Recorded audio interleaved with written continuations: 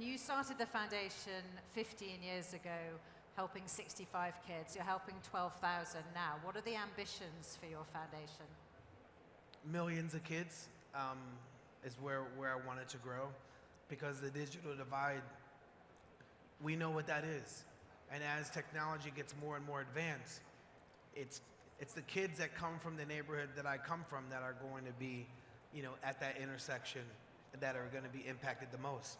The Uber jobs, the truck driving jobs, the delivery jobs, the cashiers, the call centers, blue collar jobs, white collar jobs are questionable with generative AI. And so that's the reason why we've been focusing for the past 12 years, getting kids in and around computer science, robotics, autonomy, writing algorithms, training data, so that they can not only fill jobs, but create the jobs of tomorrow. Yeah. And it's not just, wealth isn't the only demographic that matters when it comes to STEM jobs and technology training and so on. You've talked before about lack of diversity in this industry. And I guess for a lot of kids, you have to see somebody doing a job to start to believe that you could do it. And of course, we know that music and sport are jobs that people of color have been very, very successful at. Technology, less so. Yeah, and Beats really showed the world that we could contribute in the world of tech as well. So Samsung didn't see us coming, Sony didn't see us coming, Panasonic, Sennheiser, Bose, Harman Kardon, no one saw Beats coming. And we not only, punch culture super hardcore, we inspired folks in these companies to follow what we were able to build.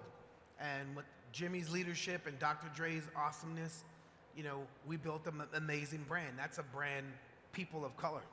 And for Apple to acquire it for over $3 billion just shows you what, the inner city, urbanites, culture can do in this realm.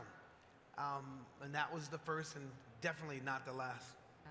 And I know you're on boards of the World Economic Forum talking about this issue and other issues, but obviously Beats was important. Are there more Beats coming in its wake? Yes, but not just hardware, software.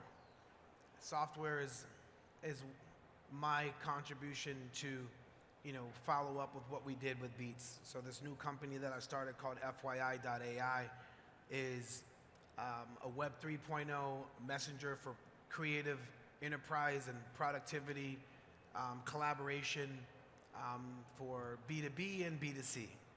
And so that's what's next up, to really shake culture and show folks, how AI can really transform individuals, small teams, big teams. So it's an app, it's called FYI, and what's it trying to replace? What role is it trying to fulfill? It's not replacing anything, it's filling the hole and a gap that's not there.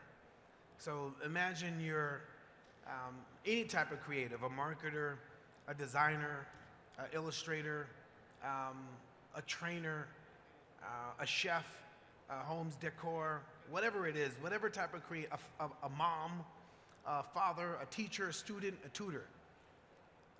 A lot of these folks are working from a messenger, right? They're working for WhatsApp, Telegram, Signal, an iMessage. But to do that, you need a Dropbox and a WeTransfer, and sometimes Zoom or email.